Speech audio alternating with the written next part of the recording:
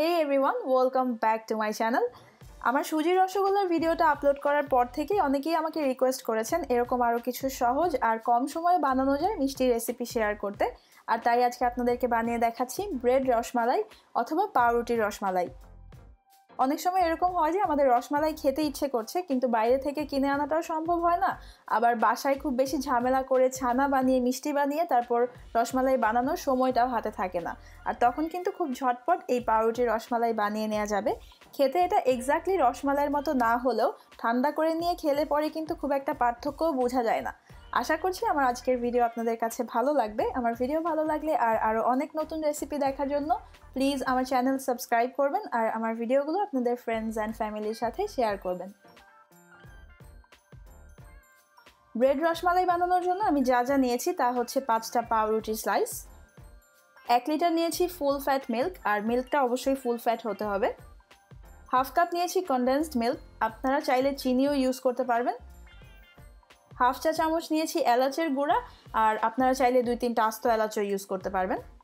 কিছু পেস্তা বাদাম আর কাঠবাদাম আমি কুচি করে নিয়েছি, তবে আপনারা আপনাদের পছন্দ মতো যে কোনো বাদাম ইউজ করতে পারবেন, আবার চাইলে না ইউজ করলেও চলবে, বাদামটা অপশনাল। 1 চিমটি পরিমাণ নিয়েছি জাফরান, আর জাফরানটা আমি ইউজ করছি মালাইয়ের কালারটা আনার জন্যে।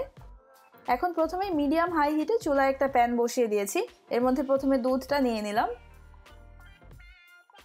মিডিয়াম হাই হিটে রেখে এখন দুধটাকে নেড়ে নেড়ে জাল করে নেব।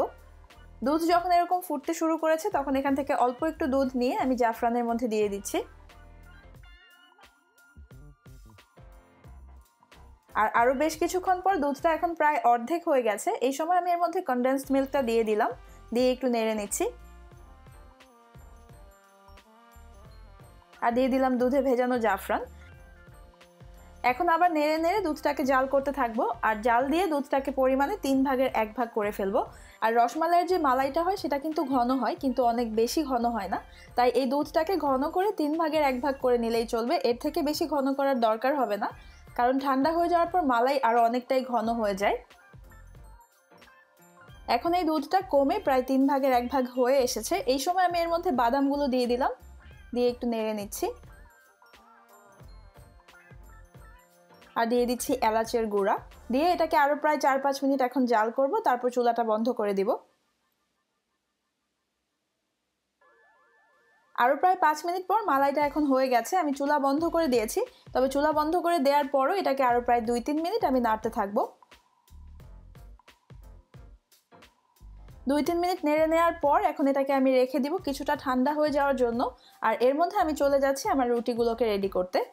পাউরুটি স্লাইসগুলোকে আমি এখন গোল করে কেটে নিব, আর এজন্য আমি এরকম একটা বোতলের মুখ ইউজ করছি, তবে আপনারা চাইলে কুকি কাটার দিয়েও পাউরুটিটা কাটতে পারবেন, তবে চেষ্টা করবেন এরকম কিছু দিয়ে কাটার যেটার এজটা খুব বেশি শার্প না হয়, তাহলে কাটার পরে এটা খুব সুন্দরভাবে গোল হয়ে কাটবে।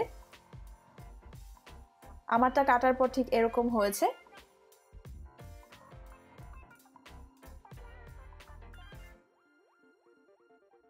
এখন একইভাবে বাকি পাউরুটিগুলো থেকেও আমি এরকম গোল করে কেটে নিচ্ছি।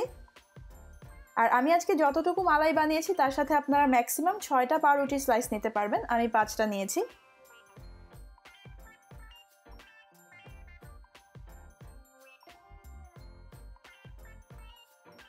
সবগুলো পাউরুটি স্লাইস এখন কেটে নিয়েছি, আর এরই মধ্যে মালাইটাও কিছুটা ঠান্ডা হয়েছে। এখন এই মালাইয়ের মধ্যে আমি কেটে নেওয়া পাউরুটিগুলো দিয়ে দিচ্ছি, দেওয়ার পর একটু চেপে নিয়ে এটাকে উল্টে দিচ্ছি। আর মালাইতে দেওয়ার পরই কিন্তু পাউরুটিগুলো ফুলে একদম ডাবল হয়ে যাবে। এখন সবগুলো পাউরুটি স্লাইস আমি এই মালাইতে দিয়ে দিচ্ছি, আর মালাইটা কিছুটা ঠান্ডা করে নিয়ে এর মধ্যে পাউরুটি দেওয়ার কারণ হচ্ছে খুব বেশি গরম মালাই পাউরুটি দিলে পরে পাউরুটিগুলো ভেঙে যাওয়ার সম্ভাবনা থাকে, কিন্তু কিছুটা ঠান্ডা করে নিয়ে দিলে পরে পাউরুটিগুলো আর ভেঙে যাবে না। সবগুলো পাউরুটি এখন মালাইতে দিয়ে দিয়েছি, আর দেওয়ার পরে হালকা হাতে সবগুলোকে একটু চেপে চেপে নিয়েছি। আর এখন আমার পাউরুটির রসমালাই তৈরি হয়ে গেছে। এটাকে রুম টেম্পারেচারে এনে পরে ফ্রিজে রেখে খুব ভালোভাবে ঠান্ডা করে নিয়ে সার্ভ করলে খেতে এটা অসাধারণ লাগে। তবে আমি গরম থাকা অবস্থায় এখন মিষ্টিগুলোকে একটা বাটিতে তুলে নিচ্ছি।